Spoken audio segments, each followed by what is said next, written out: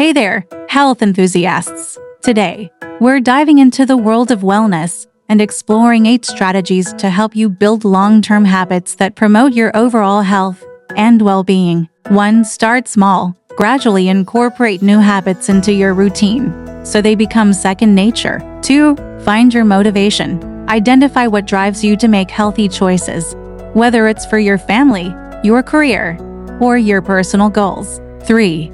Make it fun. Find activities that you genuinely enjoy, so you're more likely to stick with them. 4. Be patient. Don't expect to see results overnight. Consistency is key. 5. Mix it up. Keep your routine fresh by trying new activities and switching things up. 6. Stay accountable. Share your goals with friends and family, or consider joining a support group. 7. Reward yourself. Celebrate your progress along the way, even if it's just a small treat. 8. Embrace setbacks. Remember that everyone experiences challenges, and it's how you respond that matters. Remember, building long-term wellness habits is a journey, and these strategies can help you stay on track.